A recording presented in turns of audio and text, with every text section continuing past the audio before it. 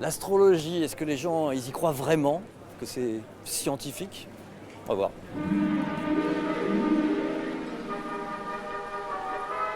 Bonjour.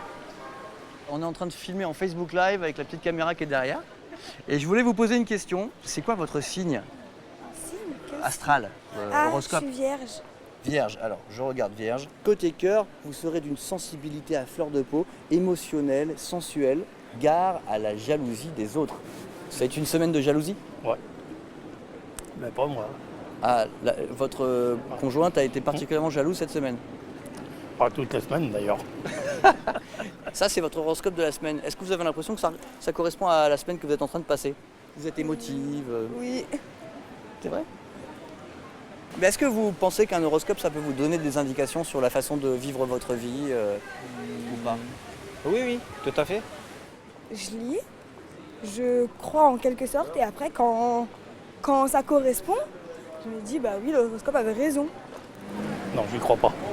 Ah, l'astrologue va regarder le positionnement notamment des planètes au moment de votre naissance. Il va regarder comment étaient placées les planètes et il va en déduire l'influence que ces planètes ont eue sur vous. Ben, ça paraît logique, ça va expliquer comme ça. Après, est-ce que ça l'est réellement? Ça, c'est une autre histoire. Là, je fais une émission pour montrer en fait que si les astrologues nous racontent que c'est basé sur des preuves scientifiques, en fait, il n'y a rien de scientifique dans l'astrologie. Il y a des bases scientifiques, ils étudient les planètes, votre heure de naissance, etc. Mais au final, il n'y a aucun scientifique qui va reconnaître la validité de leur démarche. C'est vrai que c'est un peu... c'est plus mystique que scientifique en fait. Pourquoi on déciderait que telle planète, par exemple Vénus, elle va plutôt vous porter à être sentimentale, ou Mercure à être quelqu'un de rationnel? Comment on fait ce lien entre une planète et un trait de caractère? C'est quelqu'un qui, il y a des milliers d'années, a décidé que Vénus, ça serait plutôt la planète de l'amour. Mais ça n'a rien de scientifique. Salut les filles, ça va? Pourquoi les gens, si c'est pas scientifique, ils aiment autant lire l'horoscope et ils ont l'impression que ça a une influence sur leur vie, à votre avis? Pourquoi? Parce que ça peut leur donner de l'espoir quand ils en ont pas. Ça peut avoir un effet placebo, je pense. Ça guide un peu leur vie quand ils n'ont pas quelque chose pour le faire, quoi. Pourquoi les gens ont tendance à croire un horoscope, même si on se dit que ça paraît un peu bidon?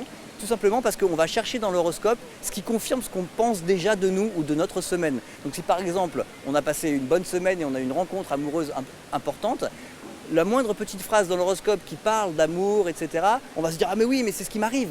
Ça s'appelle le biais de confirmation. Et on va oublier tout ce qui ne colle pas du tout en fait avec ce qui s'est passé dans notre semaine.